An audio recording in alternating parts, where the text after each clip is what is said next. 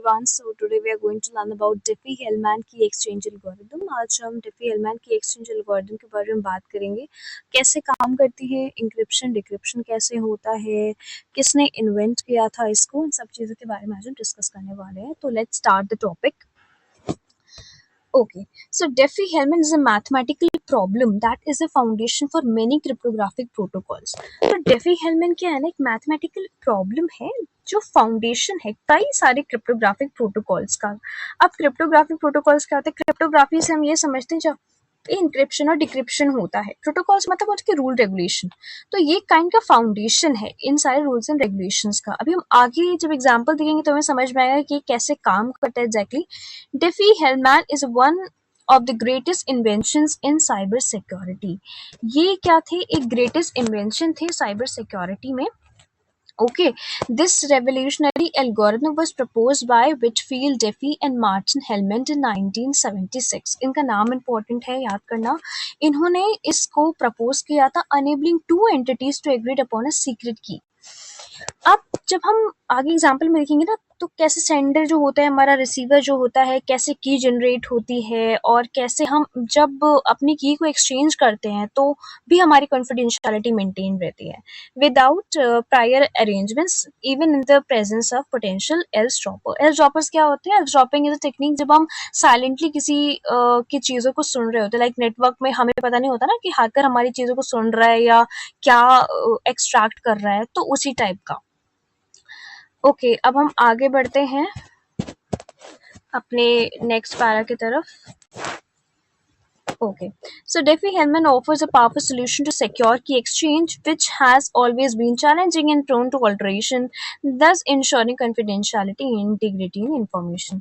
तो वो क्या कह रहा है? वो ये कह रहा है Diffie-Hellman ऑफर करते एक पावरफुल सोल्यूशन. ये हमें एक सोल्यूशन देता है कि हम सिक्योर की एक सही तरीके से की को भी एक्सचेंज कर रहे हैं तो वो भी सिक्योर होना चाहिए, जो हमेशा से चैलेंजिंग रहा है और प्रोन टू ऑल्ट्रेशन रहा है. मतलब जब हम CIA ट्रेड के बारे में बात करते हैं तो इंटीग्रिटी भी कॉन्सेप्ट आता है, तो वहां पे मॉडिफिकेशन हो सकता है, तो उससे भी बचने के लिए दस इंश्योरिंग कॉन्फिडेंशियलिटी, हमारे डाटा की कॉन्फिडेंशियलिटी मेंटेन रहे, इंटीग्रिटी भी मेंटेन रहे.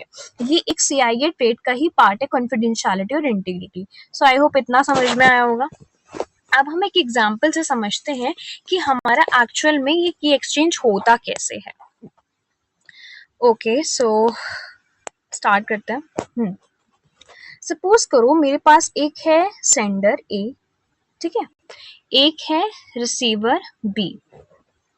सेंडर एक है ए, एक है सेंडर बी. अब वो क्या कर रहे हैं? वो एक नेटवर्क में बात कैसे करेंगे या फिर कोई चीज शेयर कैसे करेंगे? एक नेटवर्क में करेंगे. सपोज करो ये मेरे पास एक क्या है, ये मेरा है एक नेटवर्क, ठीक है. अब जैसे कि मैंने बताया था कि इसमें थोड़ी सी मैथ्स लगेगी, है ना. सो क्या है, हम क्या करते हैं ना, यहाँ पे कोई प्राइम नंबर्स डिसाइड करते हैं पहले से. अब प्राइम नंबर क्या होते हैं? प्राइम नंबर्स क्या होते हैं? या तो वो खुद से ही डिविजिबल होते हैं या तो वो 1 से होते हैं. अब सपोज करो मैंने यहाँ पे कोई प्राइम नंबर उठा लिया, जैसे मैंने ले लिया यहाँ पे प्राइम नंबर उठा, जैसे मैंने 2 मेरे को लेने हैं, तो n इक्वल्स टू 5 कर दिया मैंने और g इक्वल्स टू 7 कर दिया मैंने, ठीक है. ये मैंने उठा लिया.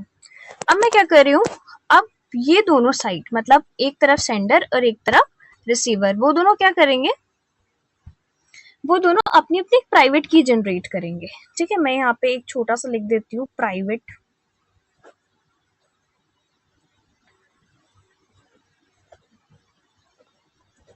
ठीक है, प्राइवेट की जनरेट करेंगे. क्या? सपोज करो इन्होंने एक x नाम की जनरेट करी विच इज 3, ठीक है, और B ने, जो हमारे रिसीवर, उन्होंने करी एक y नाम की जिसकी वैल्यू है लेट्स सपोज 13.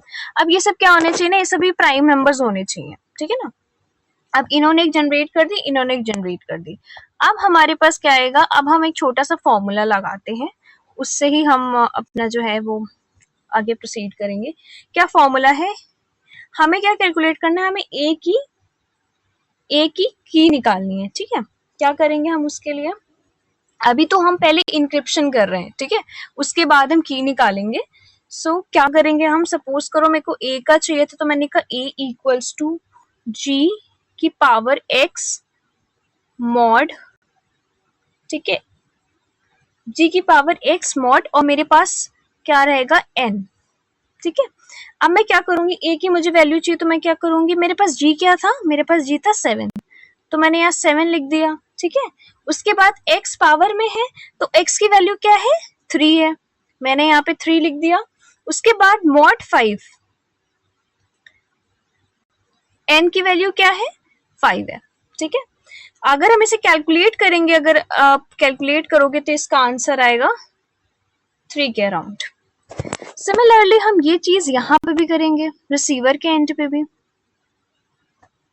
ठीक है, क्या करेंगे, अब मुझे इनका निकालना, तो मैं क्या करूंगी, b is equals to, simply फिर मैं वही करूंगी, g की पावर y, ठीक है, मॉड क्या करूंगी, n, b की मुझे वैल्यू की, g क्या था मेरे पास 7 था, और पावर क्या थी, y की पावर मेरे पास क्या थी, ये क्या है 13, मैं क्या करूंगी 13 कर दूंगी।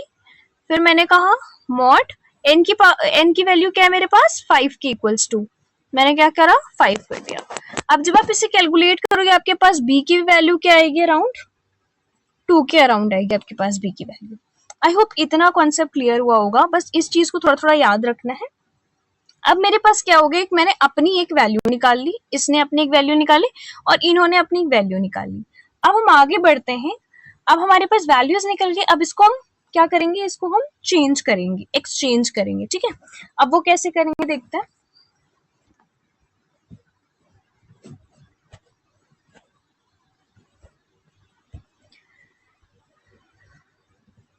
ओके, अब हमारे पास इधर वैल्यू क्या आई थी, 3 आई थी, और इस साइड वैल्यू क्या आई थी मेरे पास 2 आई थी। अब इस नेटवर्क में हम क्या करेंगे, चेंज करेंगे वैल्यू, ये वैल्यू इधर जाएगी तो यहाँ पे क्या वैल्यू हो जाएगी 3, ये वैल्यू इधर जाएगी तो यहाँ पे क्या हो जाएगी वैल्यू 2। ठीक है, अब उसके बाद हमें क्या करनी है, अब हमें की जनरेट करनी है। ठीक है, की कैसे जनरेट होगी, ओके, सो की के लिए हम के ले लेते हैं, के इज इक्वल्स टू, अब मेरे पास ये क्या थी, यहाँ पे मेरा a था। ठीक है, अब यहाँ पे वैल्यू क्या होगी, मेरे a के इक्वल हो गई वैल्यू। अब ये यहाँ पे 2 थी, अब 2 तो नहीं रही, b इज इक्वल्स टू 3 हो गया, यहाँ पे ये चेंज हो गई, यहाँ पे ये हमारे पास आ गई। अब मेरे पास k में क्या वैल्यू थी,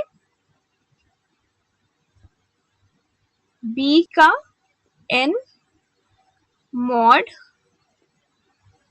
x। ठीक है, अब b में मेरे पास क्या वैल्यू आई, 2 आई, 2, और मेरे पास n क्या दिया हुआ है, अब यहाँ पे क्या हो गया है 3, तो मैं क्या करूंगी, यहाँ 3 लिख दूंगी, मॉड क्या करूंगी, x की पावर, मेरे पास x की वैल्यू क्या थी, सॉरी 5 थी, तो मैंने यहाँ पे 5 कर दिया। मेरे पास क्या वैल्यू आ गई, इसकी इस की क्या वैल्यू मेरे पास आ गई, मेरे पास आ गई 3 के अराउंड, ये मेरे पास की हो गई, ये डिक्रिप्शन की साइड है। ठीक है, उसके बाद अब अगर हम यही चीज अगर हम b के साथ करना चाहें तो हम क्या करेंगे,